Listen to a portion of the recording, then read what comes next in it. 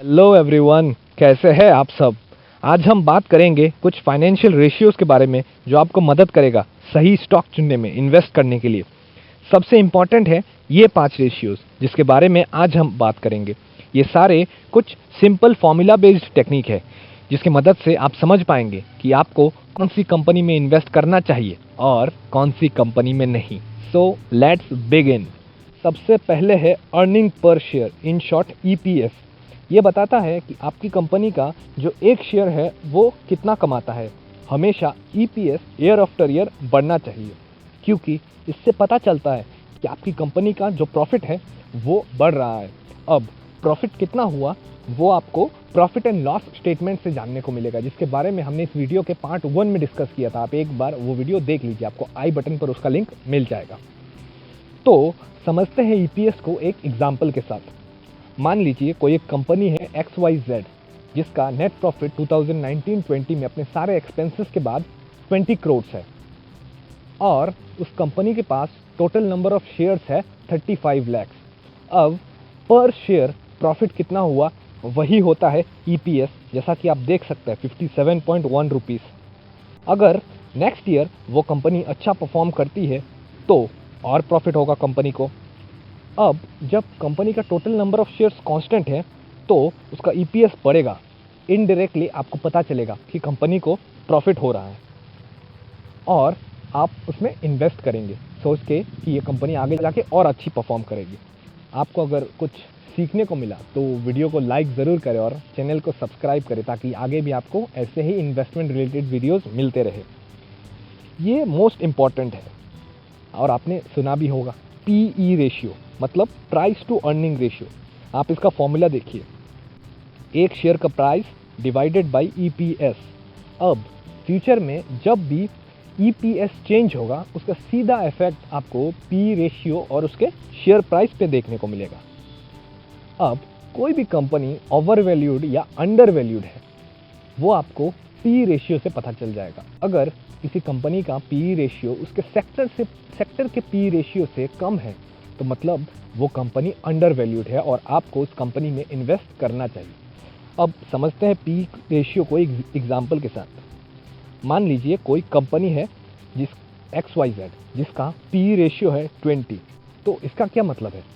इसका मतलब है कि आपने जो पैसा इन्वेस्ट किया है उसमें हर 20 रुपये पर आपको 1 रुपया प्रॉफिट होगा।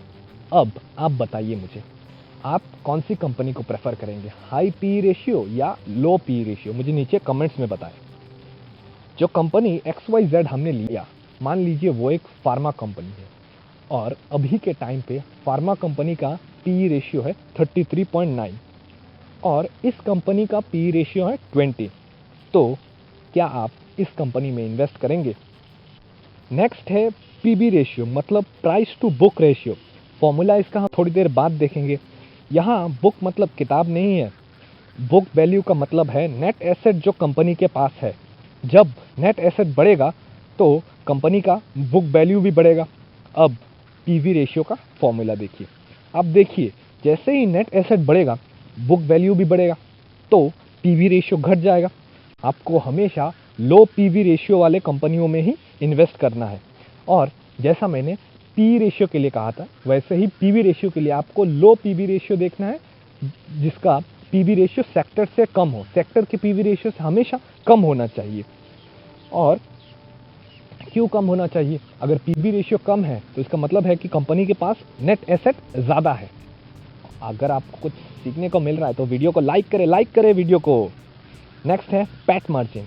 पैट मतलब प्रॉफिट आफ्टर टैक्स। ये बताता है कि आपका प्रॉफिट मार्जिन मतलब प्रॉफिट परसेंटेज कितना हुआ कोई एक साल के लिए। आपको देखना है कि PAT margin year after year बढ़ना चाहिए और देखना है कि कितने से बढ़ रहा है वो, मतलब कितना चेंज हो रहा है उसमें, आपको वो भी देखना है। और लास्ट में है डेट टू इक्विटी रेशियो जिसको डीई रेशियो भी बोला जाता है। ये बताता है कि आपकी कंपनी पर कितना कर्जा है और उसके अगेंस्ट में कितना इक्विटी है। जितना डेट कम उतना ही अच्छा। इसलिए डी रेशियो अगर आप कभी भी देखेंगे वो देखिए कि 0.5 से कम होना चाहिए। अब सारे रेशियोज़ को समझते हैं एक एग्जांपल के साथ। हम सभी को पता है कि आईटीसी इंडिया की बेस्ट कंपनियों में से एक है। चलिए आज देखते हैं उसके फाइनेंशियल रेशियोज़ को। आप देख सकते हो उसके 2 साल का परफॉर्मेंस 2018 से लेकर 2019 तक। आप देखिए हर एक ratio year after year increase कर रहा है। आप सोच रहे होंगे मैंने तो कहा था पी रेशियो डिक्रीज करना चाहिए, लेकिन यहाँ पी रेशियो डिक्रीज क्यों नहीं कर रहा है? क्योंकि यहाँ पे कंपनी का शेयर प्राइस 2019 में गिर गया, इसीलिए उसका पी रेशियो बढ़ गया। आप फॉर्मूला देखिए, आपको समझ में आ जाएगा। यहाँ डेट टू इक्विटी रेशियो 0 है, मतलब कंपनी डेट फ्री है, तो आपको इस कंपनी को मिस नहीं करना चाहिए। अगर आपको लगता है कि आपने कुछ सीखा है तो